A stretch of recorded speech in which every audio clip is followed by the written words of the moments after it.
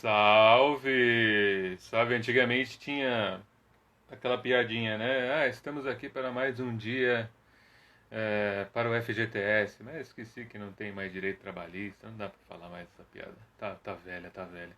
Estamos aqui, estou tomando meu café na xícara para canhoto. Caso você não saiba, existem xícaras para canhotos. Você pega com a mão esquerda e o desenho fica para fora, ó, fica aqui, ó. E não é dupla face, ó. No outro não tem desenho. Então essa aqui é uma autêntica xícara para canhotos. Aquele cafezinho para dar aquela esquentada básica nesta friaca. Hoje é quinta-feira, começando mais um Todo Mundo Faz Live. Esta live semanal com convidados incríveis que a gente faz para trocar ideias e passar o tempo também, que é importante, certo? Nesta quarentena que não acaba nunca, aparentemente. Estamos aqui já no milésimo, oitocentésimo, 95º dia de quarentena. E aqui, né, mais um gole do cafezinho aqui antes que esfrie. Eu sempre costumo começar a live falando de outras lives, né, para dar umas dicas aí para quem tá perdido, para quem não viu as programações.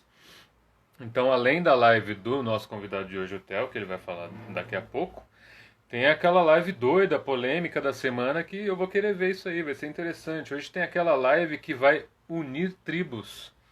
Vai juntar o ministro Luiz Roberto Barroso, do presidente do TSE, né, e ministro do STF, com o Felipe Neto, os dois juntos hoje trocando ideias sobre juventude. Vai ser louco esse rolê. Vou querer dar uma olhada assim. E quem ficou na polemiquinha aí vai se lascar, vai ver outra coisa, não precisa ver, tá bom? É assim que funciona, a democracia é assim. Então vai ter esse papo hoje às 19 horas, 7 da noite, lá na página J, que é uma página muito boa, eu sigo, sempre estou acompanhando o que eles postam, J por extenso, né? Jota. É uma página que fala sobre justiça, enfim, sobre os poderes aí e tudo mais, né? Então a página vai fazer essa live aí que vai ser bem interessante. Então, 19 horas no J, o ministro Luiz Roberto Barroso com o Felipe Neto. Vamos conferir essa parada aí, certo? E falando em unir tribos, antes de chamar a Nina, cadê? Será que ela já entrou? Vou dar uma olhadinha aqui. Nina Fidelis, nossa primeira convidada de hoje, e na sequência Theo Werneck. Falando em unir tribos, hoje faz 24 anos dessa belezinha aqui, ó, não sei, deve estar aparecendo invertido aí, né? Mas é o Sublime, disco do Sublime, 24 anos hoje, estava ouvindo agora, antes de entrar aqui na live, tô no gás e quando acabar a live vou ouvir de novo, porque esse disco aqui, além de ouvir inteiro, você tem que ouvir duas vezes. Fenomenal esse disco aqui, ó, Sublime, e que tem uma dessas histórias que infelizmente tem várias no rock, na música, né? Bradley Nowell, o vocalista do Sublime, morreu 2 meses antes do disco ser lançado. Então o cara literalmente não viu o próprio sucesso, né? Morreu de overdose 2 meses antes. E além dessa história, né? Obviamente, infelizmente, tem impulsionado o disco também, claro, né? Rolou uma curiosidade. É um disco importante porque tem muitas misturas aqui, né? Hardcore, ska, punk, puta, rap, né? Tem uma versão aqui, é meio que uma versão, né, de Summertime, né? Que é Doing Time. Eu toquei muito em festa essa música aqui, bem boa. Então, 24 anos hoje, ouça, tem no Spotify, em todas as plataformas, eu vou ouvir aqui do CDzinho mesmo, que apesar de não render aquela grana pro artista, né, porque eu tô ouvindo aqui offline, mas tá aqui pra ser usado também, né, que senão o CD também estraga, viu, gente, só pra avisar. Certo, vamos nessa então? Vamos conversar, deixa eu ver se Nina já está na área. Pra gente bater aquele papo aqui, Nina Fidelis. Vamos colocá-la para dentro. Pra gente trocar uma ideia. É isso aí. Olá, Tá chegando. Aí, chegou. tudo bem? E aí, Nina, tudo certo e por aí? Como é que estamos? Caminhando, né? Caminhando. Pois é, pelo que eu percebi, você tá em casa ainda, você tá trabalhando de casa, a mesma coisa. Estamos em casa. Todo mundo lá do Brasil de fato está em casa. Salvo Bom, cobertura, né? Uma ou outra, muito pontual, com toda a segurança, EPI, tudo bem direitinho, sim. assim. Mas é todo mundo em casa, tranquilo. Imagino, imagino. Bom, em primeiro lugar, obrigado por ter topado. Eu Estamos que aí, agradeço o sempre acompanhando convite. seus trampos aí. Muito bom, muito bom. Então, só para contextualizar para quem foi entrando aí, acompanhando e tal, hoje você é coordenadora, é isso? Coordenadora geral do Brasil de Fato, é isso? É uma coordenação geral, uma direção, né? Sim. Então a gente tem várias frentes de atuação e estamos lá. Estou, né? Estou nesse momento. Não sabemos Uhum. amanhã. E como você já falou, já adiantou essa questão da rotina da quarentena, né? Claro que, assim, do começo da quarentena até hoje, muita coisa já mudou, né? Algumas coisas reabriram, outras não, etc. Mas como que tá para você, assim, essa rotina é uma cobertura política que já é pesada naturalmente, já vem sendo pesada há algum tempo e mais uma quarentena aí em cima. Como é que está sendo para você esse momento? Olha, eu acho que no geral, para quem faz esse tipo de cobertura, tem que ter uma espécie de blindagem, né? É óbvio que eu não estou produzindo, né? Como eu estou em outra tarefa, eu não estou naquela coisa do Sim. batidão, de produzir, de enfrentar histórias, né? Que eu acho que é o que mais quebra a gente quando a gente está cobrindo, é conhecer uma história, assim. É óbvio que a gente sabe que uma história é de muita gente, né? É só uma representação, mas no geral a gente sabe que quem morre mais, quem passa mais necessidade, então todo esse tipo de coisa eu acho que afeta e especialmente o repórter, né? Eu fico um pouco blindada ali, mas acompanhando, mas tem hora que eu posso de fato desligar, tem hora que eu dou uma desligada para preservar Uhum. minha sanidade, mas eu tenho que acompanhar, né, o que a gente está produzindo e tudo. Mas Sim. já é muito, né? Eu acho que a gente acaba criando não uma insensibilidade, porque senão a gente não estaria fazendo isso. Eu acho que todo mundo que opta em fazer esse tipo de cobertura com esse recorte social é uma opção, já é uma escolha, não é uma insensibilidade, mas já é uma blindagem, né? Sim. Para sobreviver um pouco, né? É muita história triste, né? Mas eu É, acho que está todo mundo, e está todo mundo cansado, aí soma um monte de coisa, né? O trabalho que exige também, que acho que o jornalismo ganha uma importância maior nesses períodos de crise, né? Vamos colocar. E aí sim. tem a conjuntura, a circunstância, você não aguenta, fica em casa, não vê amigo, não sai, né? Acho que isso tudo vai criando uma situação mais difícil ainda. Uhum, total, total. Você falou dessa questão do repórter, que é claro quem está mais ali na linha de frente mesmo e tal. Eu, assim, como jornalista, é até triste falar isso, mas eu confesso que eu desisti de acompanhar o tempo real, sabe? Aquela coisa de ficar vendo. Eu parei, assim, parei total. Eu vejo só as repercussões no próprio Brasil de Fato e tantos outros sites da TVT, que eu tá sempre ligado aqui à TV na TVT. Então eu escolhi por esse caminho, mas o repórter, enfim, quem está numa redação não tem como escolher esse caminho, tem que lidar com tudo, né? Então deve ser também um impacto muito forte. Eu não sei se as empresas têm alguma ideia de apoio psicológico, eu não sei como é que está isso, como é que você tem visto isso por aí? Bem, quando tudo começou assim, acho que assim, o Brasil de fato tem um diferencial, não só no seu recorte, né? Eu acho no que a gente apresenta, mas na maneira como a gente também lida com a gente, né? Com um com o outro, né? Nesse cuidado. Então a gente, desde o começo, a gente já tentou implementar, primeiro assim, dar condições para você que trabalhar em casa, né? Fica uma coisa muito aleatória, tipo, se vira, internet e tal.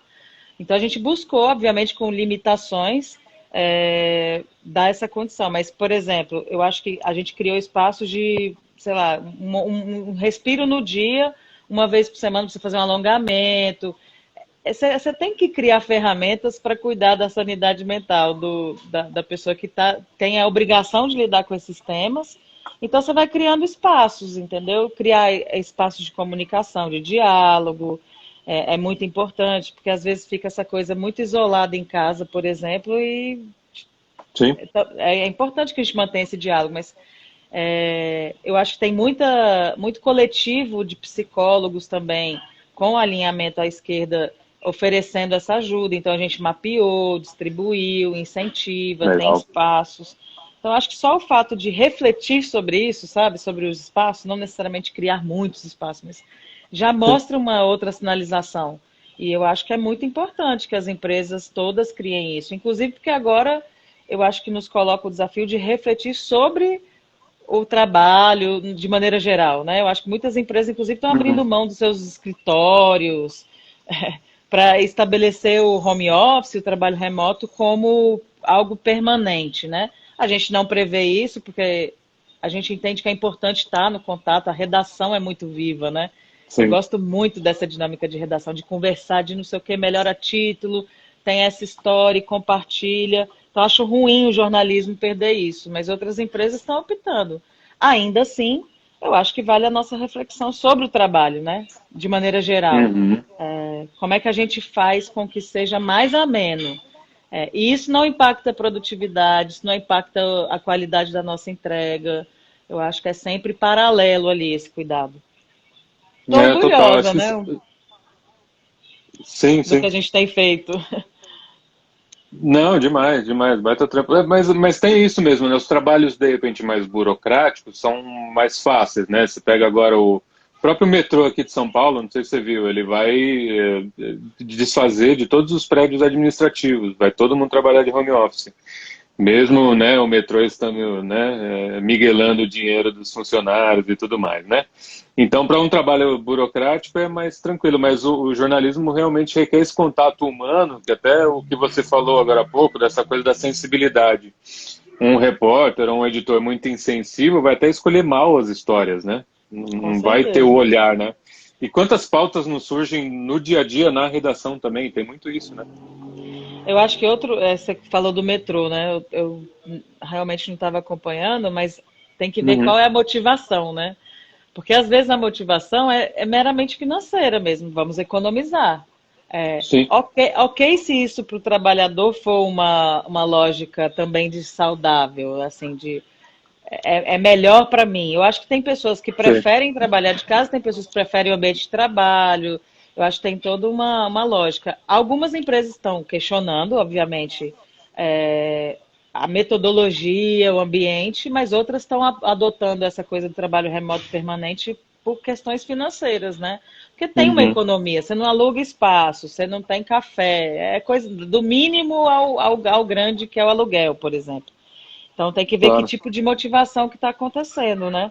E que tipo de reflexão os diretores, enfim, pessoas nessas posições de liderança estão fazendo também para melhorar o ambiente de trabalho. Eu acho que a reflexão que norteia é essa, mais do que uma economia, entendeu?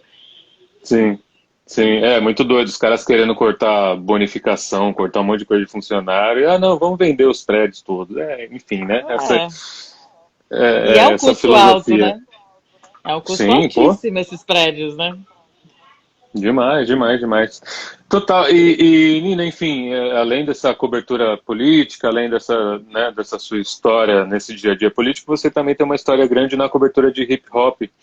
Que, enfim, tem livro, tem trabalhos em revistas, sites e tudo mais, né? Queria saber do seu comecinho nessa história. Eu acredito que você deve ter começado primeiro como fã, talvez, de hip hop, para depois se embrenhar na coisa. Como é que foi? Eu adoro falar isso porque eu acho que nós somos múltiplos, né? Nossa formação, especialmente ali talvez na adolescência, nossos interesses, eles são fundamentais no que a gente se torna, né? E eu posso dizer Uhum. com muita tranquilidade que o hip hop ele me abriu outro campo de pensamento, assim. Eu sou de Brasília, né? Então eu sempre eu tenho em casa uma influência mais para o rock, mais para MPB. Uhum. E então eu achei Câmbio Negro, por exemplo, acho que Câmbio Negro e Apocalipse 16 talvez tenham sido Nossa. os meus primeiros raps, assim, que eu me peguei, e a letra me impactou muito, eu acho que a letra, eu lembro até hoje, Contos da Sul me marcou muito, porque são histórias, né, eu acho que já tinha a ver um pouco com essa coisa de jornalismo, Contos da Uhum. Sul, eu acho, caramba. E eu lá em Brasília, uma história de São Paulo, que é a grande metrópole, tem outra realidade da periferia, né? A periferia de Brasília era jovem, é jovem, né? Se você for fazer um comparativo. Isso também impacta na consciência das pessoas sobre o que é periferia. Então era uma periferia jovem, em Brasília. Então, e o Gog é uma história interessante, porque o Gog ele é economista, né? Outro dia eu estava vendo, ele contando a história dele, de que ele trabalhou no banco, ele trabalhou com a minha mãe. E a minha mãe um dia Olha me só. trouxe uma master dele, assim, olha que legal, esse cara trabalha comigo, ouve aí. E aí eu, Uau. tipo, pô, legal, não era nem lançado, então eu fui entrando por um interesse da história, eu acho que o ritmo também, obviamente, mas eu acho que a história me impactou muito. E aí eu fui caçando, fui descobrindo. Tinha muitas festas legais em Brasília, é óbvio que as festas eram mais pro internacional, né? Pro rap, pro hip hop, pro rap, pra Sim. música rap gringa. Mas criava um ambiente de pessoas que fugia um pouco de onde eu estava, né? Minha família se tornou classe média, eu sei, é sempre importante eu saber de onde eu estou falando, né?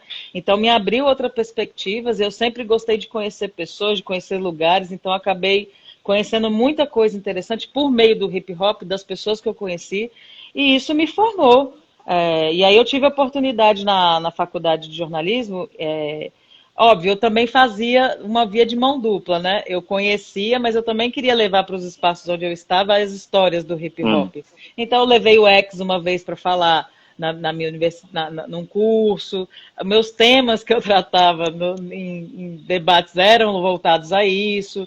E aí, o Gog, uma vez eu fui fazer uma entrevista com o Gog, e o Gog me convidou para trabalhar com ele. Aí foi uma Legal. entrada sem volta no bastidor, na questão da produção, né, de compreender melhor o movimento, suas contradições, né? É isso, é importante. Eu vivi as contradições, né?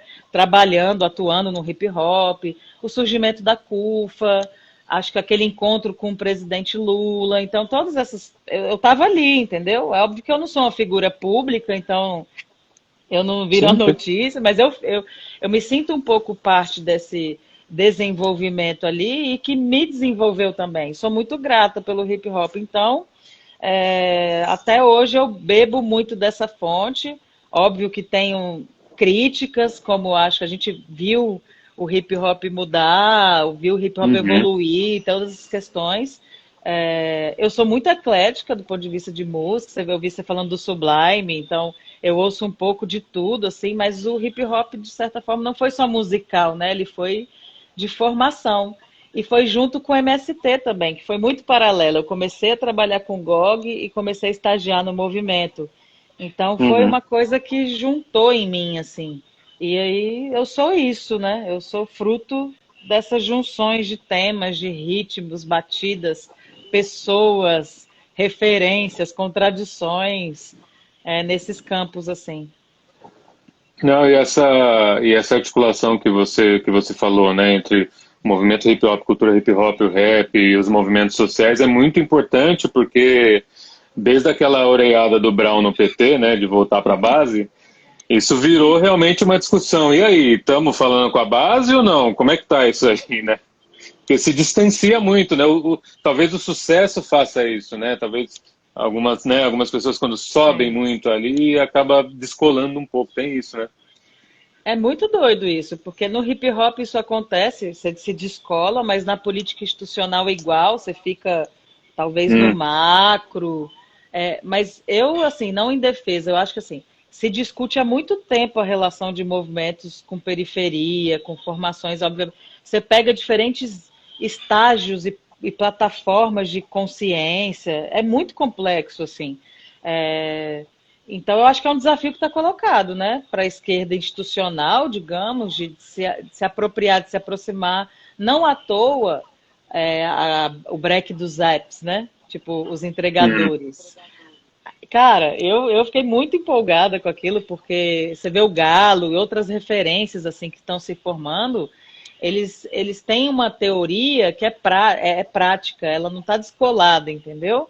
É muito importante isso. Não estou dizendo que a pessoa que tem a prática não tem acesso à teoria, nem que o teórico que estuda, que elabora, não tenha fundamento da prática. Eu acho que é uma Sim. junção. Mas é bonito você ver isso de uma maneira quase que espontânea. Isso é aquele estágio do cara, o cara sacou o que está acontecendo. Ele sacou a exploração do trabalho dele, ele sacou que ele Uhum. pode se organizar para, de alguma maneira, alterar isso. Ele organiza, ele fala, ele elabora, ele estuda. E aí, cara, é sem volta mesmo, assim, é aquele lance do horizonte, né? o horizonte amplia, ele não se volta a minguar. Então, eu acho que o desafio que está colocado é esse, que haja mais junções. Não necessariamente que não vá ter críticas, eu acho que as críticas têm que ser Uhum. sempre colocadas de maneira muito respeitosa. Porque se você também descola a história e tudo o acúmulo que foi construído do que está sendo construído agora, você perde força. Então eu Sim. acredito muito na junção. Bora lá. A gente tem esse acúmulo, a gente chegou até aqui, a gente tem o PT historicamente o maior partido, é uma história muito bonita, tem suas limitações. Como é que a gente avança? Eu acho que eu focaria muito mais nisso do que. E óbvio, você vai ter que passar pelas quais são as limitações, mas só apontar limitações sem também propor qual é o avanço, eu acho que é Sim. insuficiente, assim. É um desafio, cada um vai ter seu papel, cada um vai ter sua tarefa, sem essa cobrança também, mas quem é protagonista? Mano, vamos ver, o processo é isso, o processo é o cara um dia perceber que ele está sendo explorado, que a vida dele está em risco, que ele é mal pago, né? Tipo, ganha Uhum. pouco por quilômetro percorrido e que ele pode se unir. Então eu não Sim. eu fico imaginando a alegria daquela galera que estava paralisada, com apoio da mídia, com fazendo barulho, entendeu? Deve ter sido muito bom para eles, assim, realizar-se, né? Dessa condição. Muito Sim. legal. Sim, muito bom. O DJ Kurtz está aqui nos comentários, ele falou ainda sobre a questão do rap, né? Que o rap se transforma num produto em alguns momentos, mas o hip hop não. É também claro que o hip hop é uma cultura, né? Então vai muito Hum. além do produto final. Crônica também está na área aqui, salve Crônica, é nós, estamos aí. Mas o que você falou do Galo é muito legal. Tem uma frase dele que bombou esses dias também, que ele fez uma live com alguém, né, como convidado, e recortaram esse trechinho, não sei se você viu. Uma deputada escreveu um projeto contra a precarização do trabalho e ligou para ele, a assessora ligou para ele, pedindo para ele ler o projeto e avaliar. Ele falou: não, não vou avaliar, eu tenho que escrever esse projeto aí. porque, Me chama para porque, construir, né? porque é muito doido isso, né? Porque as pessoas estão lá em Brasília, ou seja, lá onde for, e acho que a função primordial talvez fosse essa, né? Elas ouvirem, aprenderem para depois escrever. E aí eles fazem o contrário, né? Eles escrevem primeiro e encaixa aí, né? Não, e você vê, a nossa expectativa tá baixa, que a gente acha isso um grande movimento. E eu até considero, assim, pô, legal, ela pensou em validar com o cara, pelo menos, né? Mas se Sim, você sim, for refletir sobre isso, obviamente ele tem. Não só ele, né? Porque senão você também personifica, tem sim. outras visões sobre o mesmo tema. Então, é convidar mais, eu acho, para construção de projetos. Eu acho que essa coisa da apolítica é muito preocupante. Eu sempre fiquei muito Uhum. ressabiada do tipo, eu não gosto de política. Eu falei, mano, vai dar ruim isso aí. Não tá correto. Eu acho que a apropriação da política ela tem que ser permanente. Não é você gostar ou não, é mudar a sua vida. E eu acho que houve um descolamento muito grande, é um abismo, né, entre as pessoas que. Entre o Galo, como exemplo, e entre a deputada que escreveu o projeto de lei. Ele chama os caras, chama as minas, bora lá, tem muita mina também se posicionando, as entregadoras, falas Sim, belíssimas. pô. Bora juntar todo mundo, o que, que a gente tem que resolver? E vai permitir com que o deputado, inclusive, se aproprie melhor do tema. Não fique só ao Claro. passando, superficial, assim. Ele vai ter mais condições de defender aquilo, porque é para isso que ele foi eleito. Para defender a pauta, mas ele tem que se apropriar de alguma maneira, né? E ele só vai conseguir se apropriar disso chamando quem vive. Então, outro belo desafio, viu? Eu fico assim, na linha do Sim. otimismo, sabe, a esperança, aí vem um pouquinho o pessimismo da razão, você fala, puta, mas é difícil mudar isso, né? Mas se a gente não vislumbrar nada, a gente para, sei lá, fica bem deprimido, né? Não, total. Aqui comigo é de 5 em 5 minutos. Se você me perguntar nesse momento, eu tô otimista. Daqui 5 eu já não sei. É uma, eu também tô assim, é uma bela montanha-russa. E é legal que depois, 4 meses, né, eu já consigo até definir. Não, o primeiro mês da quarentena eu estava assim. Efeito borboleta, Uhum. transformação. Aí ontem eu conversando com meus pais, assim, eu falei, eu já tô puta da vida, eu quero xingar, não sei. Então eu tô assim. Tô nessa Sim. montanha-russa emocional igual, assim. Alguém tuitou esses dias e viralizou, como é que é? Pô, é legal essa coisa de viver um momento histórico, mas cansa, né? Cansa, dá trabalho, dá trabalho, é difícil. Demais. Você falou agora há pouco dessa coisa de gostar ou não, né, de determinado tema, de política, enfim. E aí me lembrou uma coisa que eu queria te perguntar também, que é sobre opinião, né? A opinião virou hoje uma grande ferramenta para os veículos, né? Canais de TV criam programas inteiros só para pessoas Uhum. ficarem opinando, né, sem muito, enfim, sem muito background ali. E o mesmo acontece com notícias. Você vai lá, você faz uma nota falando da OMS, medidas, não sei o quê, e a pessoa, não gosto. Como é que é isso para você, né?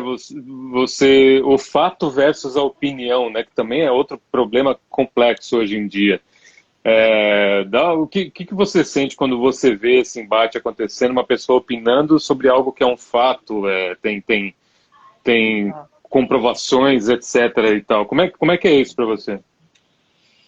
Você foi falando, eu fui tendo vários milhões de abordagens assim na cabeça, porque eu não sei nem por onde começar. Eu acho que assim, primeiro é muito É, frustrante, né? Você trabalhar com comunicação e aí às vezes você tem um puta trampo para produzir um material legal, embasado, porque a gente, óbvio, se baseia em opiniões. Só que assim, o cara, sei lá, o cara é um cientista, o cara tem não sei o que, especialização em, sabe? Tipo assim, não é o fato dele ser falar mais alto que faz com que ele seja ouvido, né, no veículo. Mas sim. é muito frustrante. Eu chego, tem hora que eu falo, cara, perdemos. Essa batalha Uhum, aí, uhum, deixa eu guardar minhas energias para outra seara. Mas eu acho muito complexo, porque. Vem em várias áreas, né? Quando começou, por exemplo, democratização essa coisa do acesso, qualquer pessoa consegue produzir, por exemplo. Aí eu lembro que a discussão era, sim. pô, legal, qualquer pessoa produz. Mas tem uma outra face disso, né? Tem o lance, justamente, você não valida mais background, o cara faz de qualquer jeito, o cara pisa em qualquer preceito básico da produção. Eu fico imaginando, tipo, um grande produtor que estudou, se apropria de ferramenta. Ele acha legal as pessoas se. Eu posso, sei lá, baixar um programa, inventar alguma coisa aqui e produzir uma base, sei lá. Mas tem um Uhum, outro lado disso. Tem isso na comunicação e tem isso, e eu acho que isso foi caminhando para essa coisa. Não, qualquer um pode dizer o que quiser. E sim, pode, de fato, fique à vontade, mas o peso que isso ganha e como isso reverbera, aí eu acho que entra um monte de análise psicológica, do tipo efeito manada, do lance da espiral do silêncio, né? Tipo, você está no meio de 10 pessoas, aí, sei lá, 4 estão falando abobrinha, as outras 4 estão quietinhas, e aí você fica você e mais um parceiro ali, tipo, mano, tá vendo o que tá acontecendo? O que a gente faz? E aí isso gira uma espiral de incômodo em ir para o debate. Eu acho que as pessoas lidam com muito fervor com a opinião, e aí não estão abertas a ouvir dados. E aí vai criando um silêncio, um constrangimento de você ter que dizer para a pessoa, cara, você está indo para um lado que deixa eu te mostrar o que eu vi ali um dia. Eu faço essa abordagem às vezes, uhum, bem no piano, assim. Olha, você está falando isso sobre o lockdown, por exemplo. Ah, nossa, vejam, abriram tudo e as mortes reduziram. Eu falo, cara, que ginástica é essa que você está fazendo para uhum, comprovar a sua tese? As pessoas fazem uma ginástica, cara, para comprovar a razão delas, embasada em sim. absolutamente nada. Então, assim, dado não vai adiantar. Tipo, os veículos estão fazendo essa coisa da semana, né? Aí o cara me pega um dado de segunda, que é represado por causa do final de semana, e fala: veja, caiu o número de mortes em São Paulo. Sabia que era besteira ter lockdown, ter isolamento, Uhum, empresa fechando. Ele não vai no cerne da questão, ele quer comprovar a tese dele de que está tudo errado, de que é o comunismo que inventou o coronavírus, sei lá o que esse cara pensa. E que a Terra é sim. plana. Então, assim, não tem mais limites para o que a opinião dessa galera tem a dizer. Eu fico até nervosa, porque e generalizo, desculpa já, assim, tipo, essa galera, Não, né, como um bloco total. homogêneo. Eu sei que eles devem ter as discussões dele, mas no geral não tem limite para essa ginástica que eles fazem. E não tem dado que resolva, não tem conteúdo. Vão falar que a Folha é comunista. Eu falo, gente, o PT é comunista. Eu, não, gente, não, não é. Não é. Deixa eu falar para Uhum, vocês, uhum. não é. Eu digo isso É, muito. Então, fica até difícil, porque às vezes eles jogam uns argumentos que você fala, pô, poderia ser, né? Seria legal se fosse essa sua realidade aí. Mas não é. Então, é muita ginástica, cara. É muita ginástica. Furar essa bolha é muito difícil. Mesmo o Brasil, de fato, tem uma dificuldade de furar a bolha, obviamente que o poderio das grandes meios de comunicação é muito forte, mas eu fico muito feliz quando eu vejo uma visão plural em grandes veículos, pelo menos. Tá muito difícil o grande veículo apoiar o governo federal, então tá mais homogênea a cobertura, porque tá uhum. difícil você dizer que o cara está tendo alguma atuação plausível com relação a isso, mas ainda assim tem muita nuance aí, né? E é isso, a minha opinião não pode ganhar. Eu tô aqui fazendo esse mesmo exercício, eu tô dando uma opinião, a gente está conversando e tal, tal, tal. E eu Sim, sim. espero que as pessoas reflitam e questionem. E aí elas vão pesquisar, vão procurar. Pode até falar, pô, Nina, aquela coisa que você falou lá tá errada. Eu falei, pô, realmente. Ok. Então, sabe esse exercício de troca, de questionar, de pesquisar, de não sair compartilhando qualquer coisa, de fake news? Pô, mas foi o ápice, né? Discutir mamadeira de piroca foi o ápice para mim. Eu falei, gente, eu não sei mais, eu não desisto. Hoje eu me retiro do debate, porque foi demais Sim. para minha cabeça. Nossa, muito. Eu não vou nem entrar na questão da Terra plana, que o nosso tempo está acabando aqui, senão isso aqui Tranquilo. vai embora. Mas mais uma coisa, mas só para a gente encerrar também, uma coisa que eu notei nesse estouro das lives, principalmente as lives musicais, né?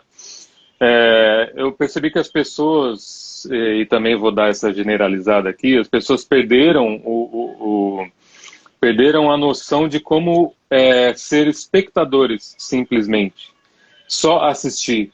Porque muito tempo, e eu me coloco também como jornalista nisso, por muito tempo a gente incentivou essa coisa, né, do participe, fale, papapá, e bote o seu conteúdo aí tá acontecendo um show na sua telinha aqui, o artista tá lá se dedicando, aí fica um monte de gente, aumenta o som, o som tá ruim, e você tá no mesmo show e o som não tá ruim, a pessoa só quer, não sei, né? É, é. Então é isso, é tanta participação que uma hora também as pessoas precisavam parar e não, deixa eu só assistir esse show aqui, só isso. É o exercício contemplativo, ele é importante, né? Você observar, você, cara, elaborar. Ficou muito Sim. sem etapa, sabe? Eu penso, eu falo. Eu penso, Uhum. eu falo. Então, não, pensa, absorve, observa, reflete. E isso, assim, só para não estourar muito tempo. Até o jornalista, eu fico olhando umas entrevistas, aí eu sempre me guiei para fazer uma boa entrevista. Cara, eu até sei isso, eu tenho minha opinião, mas eu quero ouvir o que o cara pensa. E aí você faz uma pergunta. Às vezes o cara elabora uma pergunta, se vai. Eu falei, não, mas ele não está perguntando, né? Ele está se entrevistando. O que está acontecendo? Eu não estou entendendo. Então, sabe, esse exercício de escuta tá difícil, né? De ouvir, de aprender, de absorver. Eu acho que todos nós, né? Vamos ter Sim, etapa no processo, até mesmo porque o que a gente fala tá aí, né? Fica aí no mundo, né? Não volta, sim. não. Essa conversa mesmo vai pro IGTV já já. É assim que funciona. Já era, se eu falei alguma besteira, vocês me desculpem. Eu aceito dados, aceito links de matérias, adoro trocas, né? Nenhum momento é uma Muito bom. verdade, mas é isso, estamos à mercê disso aí. Muito bom. Obrigado, viu, Nina? Eu não usei metade da minha pauta aqui, ficou um monte de coisa de fora. Muito bom falar com você. A gente Espero não ter sempre, enfim. falado demais também, né? Não, tá ótimo, foi ótimo, foi ótimo. A gente acaba, pessoalmente, a gente tem poucos contatos e tal, mas eu tô sempre acompanhando esse seu trampo aí. Tamo Eu junto. também. Eu agradeço demais o convite. É um desafio para mim também aparecer de vez em quando. Agradeço Obrigado, mesmo. viu? Admiro o seu trabalho, tá? Pô, Obrigadão. muito Tchau. obrigado, muito obrigado. Até a Tamo próxima. junto. Tchau, tchau. Tchau. Aí, muito bem, essa foi a Nina Fidelis. Legal, né, gente? Muita coisa para pensar, né? Muita coisa para botar na cabeça e dar aquela movimentada nos neurônios. Vamos chamar o Theo aqui, que o Theo está aqui já esmerilhando. Chamar o Theo para a segunda etapa. Ó, o Carlos Rapaz entrou aí. Salve, é nóis. Tamo junto. Salve, Theo. Firmeza? E aí, bicho, como é que estamos? Tamo aí, surviving, sobrevivendo. Muito bom, cara. Mais uma vez aí, obrigado, viu, por ter topado aí o nosso Eu que papo. agradeço, mano. Eu que agradeço o espaço. E aí, tá em casa aí? Tá conseguindo se manter em casa? Como é que tá? O máximo que eu posso. Só saio pra comprar comida e tento fazer tudo daqui. Tenho feito as lives aí, que tem Uhum. ajudado a trabalhar um pouco essa coisa de estar isolado e me mantém são, né? Vamos dizer. Sim. Se eu não tenho, sem música não dá. Muita meditação e vamos que vamos. Olha o Curtis aí. Fala, Fiote. Tamo junto. Da hora, da hora. E me fala então sobre as lives, é toda quinta também, então hoje tem, mais tarde, né? Toda quinta. É, como é que você está pensando essas lives? Tem um repertório que você já separa, você pensa na hora? Como é que você tem feito aí? Tem um básico ali do material que eu já toco, né? Mas toda semana tem uma novidade. Eu sempre coloco uma ou duas outras músicas, não necessariamente blues, mas o meu jeito de tocar tal música, né? É, E meu trabalho de blues é voltado para o country blues, né? Para o blues de raiz. Muito violão e voz mesmo, slide, muito slide. E aí na hora, eu vou mudando às vezes, para ter a graça também, né? total, total. Não, você trabalha com uma sonoridade que é, puta, muito sensível, né? Muito bonita e vez ou outra essa sonoridade entra no pop, vira mainstream, depois volta, né? Acho que não sei se o último grande nome, mas um dos grandes foi o White Stripes, né? Que trouxe essa sonoridade com tudo, né? Ah, White Stripes, Ben Harper, Hum, Larkin Poe, tem um monte de gente aí recuperando essa sonoridade mais analógica, vamos dizer, né? é, Desde daquela história dos Depp Kings lá, sim. com a Amy Winehouse e tal. Tem uma volta, né? Tem muita gente gravando com fita de rolo para ter um som mais quente, né? Acho que um pouco é isso. É, o Jack White até hoje ele só trabalha com o analógico, né? O estúdio dele é todo analógico. Não sei, você chegou a ver o White Stripes ao vivo quando eles vieram ou não? Cara, eu não vi, sabia? É muito Eu tava doido, cara. trabalhando. Às vezes que eles vieram, eu tava trabalhando. É Eu mesmo? sofro. É, Eu pois é, sofro né? por não ter visto. Mas vi tudo que eu pude, né? Vídeo. Na Sim. verdade, você sabe que eu conheci o White Stripes por um cara falando mal no jornal? Eu não lembro quem que era. Mas o cara tava descendo o É. pau e ele começava assim, não, porque o cara toca guitarra imitando o Jimmy Page e canta imitando o Robert Plant. Eu falei, ué, o cara faz isso sozinho e é ruim? E aí foi daí que eu fui atrás e descobri que Da o hora. cara tinha uma puta história com blues. Até incluiu, tem uma canção deles que tá no repertório, que é um lado B do White Stripes, chama China Pig. Hum, Não sei se você já ouviu. já, sensacional. Rapidinho, pode tocar um Sensacional. pouquinho? Manda ver. Coisa É, linda. ficou uma pegada. Deixa eu mostrar aqui é o Weizenborn, violão que a gente Bonito, hein? toca deitado.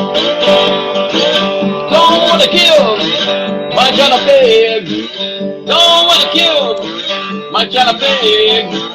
Man's gotta live, man's gotta eat. Got shoes for walking on the street. I don't wanna kill. Bom, e aí vai, né? Esse Demais, aqui é o cara. Weizenborn. Bonitão, hein? E essa pegada, né? É o Total, total. luthier, o Marlon que fez pra mim. Marlon Ah, Chiquinito. é?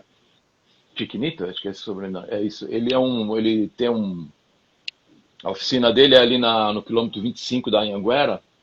E o Paulo Tonella, que toca comigo, que é um monstro também, um puta violonista, Ele me indicou esse cara e a gente achou a planta do Weissenborn, que é esse violão que o Ben Harper divulgou muito. Tá. Mostramos a planta pro cara, o cara falou, eu faço. Fez, e é esse som sensacional. É muito Bom, único, né? E aí vai, a live de blues é isso. Live de DJ, cara, eu não fiz muito porque tava caindo muito, né? É. Agora que começou com o Twitch, quem sabe eu me animo aí. É 9 horas, né? Você tá fazendo? A minha é no Instagram, no Facebook, no YouTube, blues, baladas e canções e algumas histórias. Legal, Sempre falo um legal. pouco, conto alguma história de algum compositor, que na verdade quem já foi no meu show sabe que eu faço isso mesmo. A banda começou por causa do blues que a gente não ouvia muito, né? Você ia nos lugares, o blues de São Paulo é muito influenciado pelo blues elétrico de Chicago e do blues do Steve Ray Vaughan. E essa parte anterior, essa parte mais acústica, ficou um pouco esquecida. Foi um lugar que eu fui, falei, é aqui que eu vou meter minha cara. Demais, demais, demais. E você falou agora da questão o trabalho, tal, o trabalho atrapalha, às vezes vê as coisas e tudo mais. E estava eu há algum tempo em casa aqui tranquilamente assistindo TV, quando começa uma reprise de telecurso e está lá Theo Werneck. E aquele... Cara, esse programa é demais, porque, enfim, além de ter toda a questão didática, o elenco é fenomenal, né, cara? Olha, eu vou te falar, isso foi feito entre 93 e 95. Sim. A gente gravava em condições, às vezes, muito difíceis, sabia? A gente gravava numa escola desativada do Senai, e os cenários eram meio improvisados, era no Brás, a gente tinha que parar porque passava o trem. Era um troço meio absurdo, mas o elenco, pô... vamos lá. Tinha o Arthur Cole, né? Arthur Cole, Luizinho Ramalho, o Luiz... da Bahia, divertidíssimo, negro, lindo. Ah, sim. Ontem, numa reprise ontem, eu vi ele numa cena. Eu sei quem é, não lembro o sobrenome. Me sumiu o sobrenome do cara.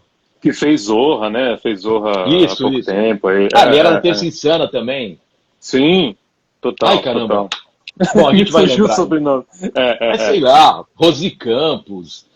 Puta, era uma diversão pra gente fazer aquele trabalho e era bem remunerado e eu gravei 170 capítulos. Então, já foi renova de 10 em 10 anos. Luiz Miranda, obrigado, Marcos. Luiz Miranda, maravilhoso. Isso. Um dos caras que eu amo. Aí esse trabalho é renovado. E ele foi assertivo, sabe? Ele foi no ponto, porque o telecurso até então eram professores fazendo de conta, atores fazendo de conta que eram professores. Quando os caras começaram a criar histórias que as pessoas se viam, né? Porque o meu personagem, o Machado, ele é um cara que trabalha na fábrica e quando ele chega de noite em casa, ele escreve. Elisa, eu aprendi mais ou menos, viu? Meu português é bem mequetrefe. Mas como eu tinha que decorar as coisas, eu aprendi bastante coisa decorada, né? Digamos assim. Quando o cara se viu ali, falei, pô, se esse cara chega em casa e escreve, eu também posso. Né? Então, o feedback que eu tenho desse trabalho é maravilhoso. Tipo, frentista de posto, garçom, entro no supermercado de uma grande rede aí, vem uma negra, linda, uma gorda, maravilhosa, aquele sorriso, e já vem sorrindo para mim, eu falo assim, nossa, o que eu fiz aí, né?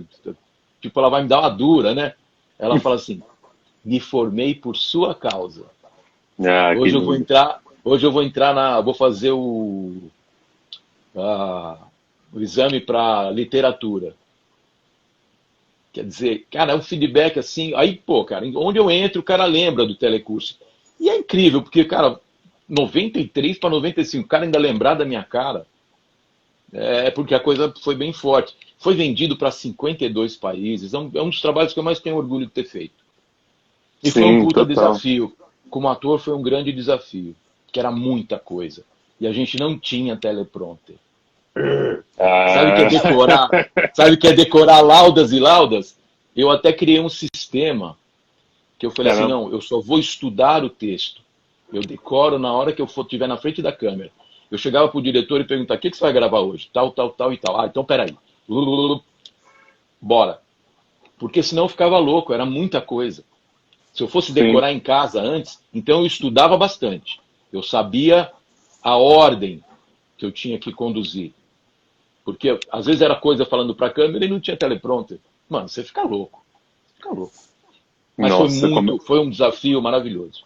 Demais, demais. Não, tanto é que é isso. Estamos falando dele aqui e rende, tá?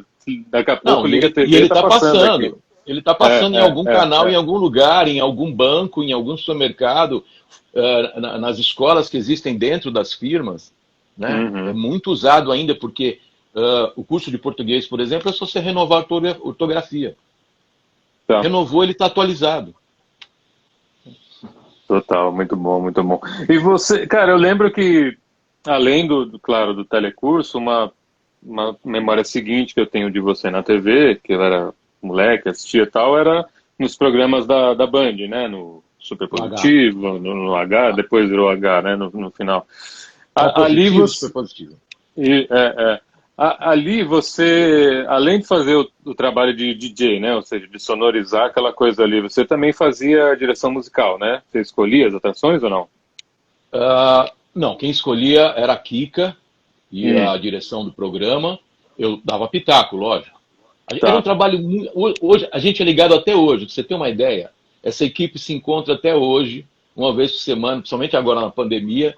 A gente tem feito reuniões, conversado. Essa equipe era muito forte e era muito coesa. O Luiz Paulo Simonetti, que hoje dirige Mestre dos Sabores, ficou um tempão no Mestre do Sabor, né? Ficou um tempão no BBB, trabalhou com um monte de gente, é um puta mestre. Ele juntou uma equipe muito louca, né? Porque ele chegou para mim e falou assim, pô, a gente trabalhava na Cultura, né? Eu conheci ele na TV Cultura, depois na MTV, algumas coisas que eu fiz com a MTV. Aí ele falou, vou fazer um programa na Bandeirantes. Eu falei, legal, queria que você fizesse o som, não sei o quê. Eu falei, tá bom. Ele falou, não, inclusive vai ter alguma coisa de trilha que você pode fazer também. Eu falei, puta, genial, tá ficando ótimo. Ele falou, só quem vai apresentar é o Luciano Huck. Eu falei, quem? Eu falei, aquele cara que apresenta o Circulando, na época. O Luciano apresentava um programa chamado Circulando, que era tipo a Mauri Júnior da galera baladas. Dos Playboy. Das baladas de Playboy. Olha o Doca. Aí o Doca é uma cantora maravilhosa. Sigam o trabalho dessa menina. Muito legal. Demais. Aí ele falou assim, não, confia em mim que vai dar certo. Deu certo. Luciano virou um dos maiores apresentadores do Brasil. Quer dizer, cara, ali tinha uma conjunção muito encabeçada pelo LP Simonetti. Demais, porque eu lembro de ter visto bandas e artistas nesse programa que eu não veria num programa assim, entre aspas, comum da TV, porque, sei lá, você volta um pouquinho lá para os anos 80, aquela coisa Perdidos na Noite, tinha aquela anarquia, né? Tinha aquela coisa complexa acontecendo. E eu acho que esse programa herda um pouco isso, porque eu lembro de ter visto Sepultura, eu vi Karnak, eu vi Angra na TV aberta, eu vi, cara, não sei se você lembra, uma banda U2 Indie, você lembra disso, não? Era uma Os banda caras do Didgeridoo, né? Nossa, aquilo eu vi nesse programa. Foi o Ben Harper, quase foi o Black Sabbath. O Black Sabbath só não foi porque cancelou a turnê aqui no Brasil. A primeira turnê do Black Sabbath foi cancelada, por isso que eles não foram no programa. Um deles ficou doente, eu não lembro, acho que era o que morreu, inclusive. Bom, não sei, morreu um deles, né? Nossa. Do Black Sabbath? Não, acho que não. Bill Ward. Bom, vamos lá, vamos seguir. O Bill Batera é o mais velhinho, né? O que tá mais velhinho de todos. Mas, né? Muita gente foi nesse programa. Eu lembro de uma entrevista que eu fiz com o Herbert Viana, porque esse foi um outro lado também que eu adorei. Algumas pautas de música eram dadas para mim. Entrevistei Chemical Brothers, Tony Braxton, Metallica, entrevistei Racionais, entrevistei um monte de gente que falei, cara, quando que eu ia poder fazer isso? Mas nem na MTV não ia conseguir entrevistar tanta gente. Entrevistei o Blink-182 em Miami, fui até Atlanta entrevistar a TLC. Quer dizer, são momentos muito legais, assim. Era outro momento da Terra também, do planeta, né? Uhum. Eu ia te falar que eu fui entrevistar o Herbert Viana, antes do acidente, inclusive. E ele estava lançando o Som do Sim. Lembra desse disco?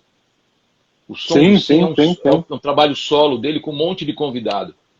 E ele, Tá ligado. em off, falou assim para mim, cara, esse programa a gente faz questão de, toda vez que ele aparece lá, a gente coloca na frente porque a gente pode chegar, ligar um amplificador e plugar uma guitarra.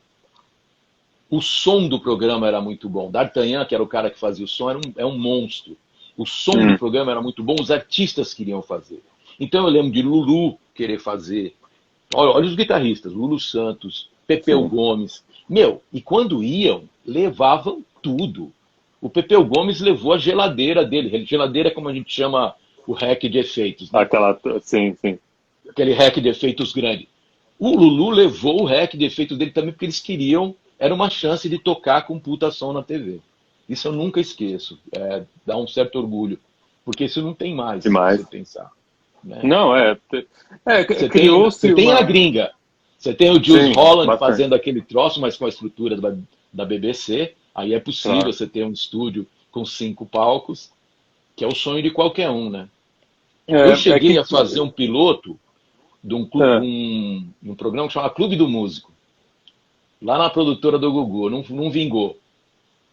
Mas era eu e a Luciana, filha do Jair Rodrigues, Luciana Mello. Legal. A gente que apresentava. Chegamos a gravar alguns e eram 2 palcos. Era um troço maravilhoso. Então tinha a Ivete Sangalo tocando bateria. Quer dizer, os músicos eram chamados para fazer coisas que eles não fazem no palco normalmente. Chama Clube do Músico. Tá. Não vingou, mas é coisas do Brasil. O DJ Curtis lembra aqui do J Quest, que era o J Quest, ainda com os perucão branco. Exatamente. Nossa, tanta gente tocou lá, cara. Sandra de Sá, Tim Maia. Tim Então, Maia, a história né? boa do Tim Maia. O Tim Maia foi, que já é alguma coisa incrível, ele compareceu, e eu levei meus discos para ele autografar. E antes de autografar, ele falou assim, se trouxer esses discos aqui, eu vou ficar com tudo, porque eu não tenho nenhum. Cara, eu não tenho os autógrafos. Ele levou. Ele falou que ia pegar os discos. Eu falei, não posso te dar. Você escondeu, tá, entendi. Levei, juro pra você, era uma lapa assim de LP. Falei, não, eu inclusive levei para tocar durante o programa. Claro, ele claro. não autografou, ele falou, se cair na minha mão é meu. Fiquei sem autógrafo. Mas fico com a memória maravilhosa de um gênio, né? Demais, muito bom. E, cara, você também, enfim, já há muitos anos, na pesquisa aqui eu achei uma matéria da Isto É, gente, de 2000, escrita até pelo nosso amigo Ramiro da Patois, e o título da matéria é Theo tem 1001 utilidades. Isso em 2000, né? É verdade. E você também, além disso tudo, também é um baita DJ, sempre vou ver você tocar nas festas e tal. Cara, na verdade, meu lance começa aos 16, 15. Eu me apaixonei por uma menina e ela tinha um grupo de teatro na família.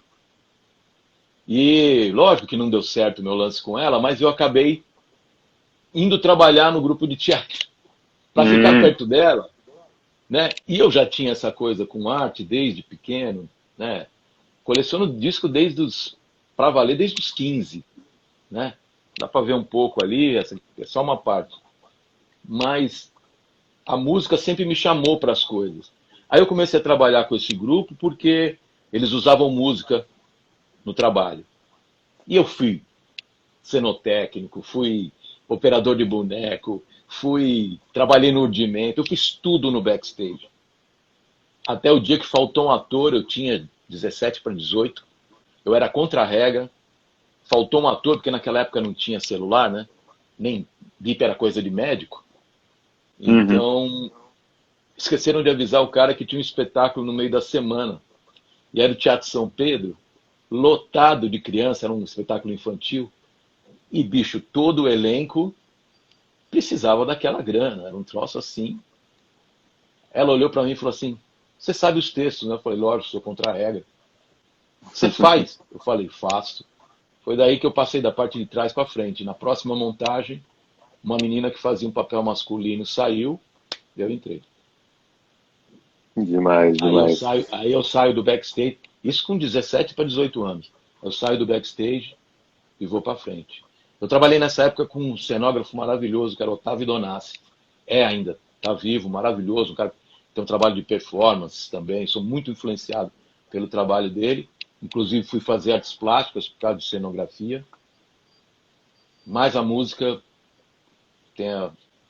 me capturou. Total, Música, total. as artes, eu gosto de cinema, né, meu? Sou ator, tem pouca gente que sabe que eu sou ator.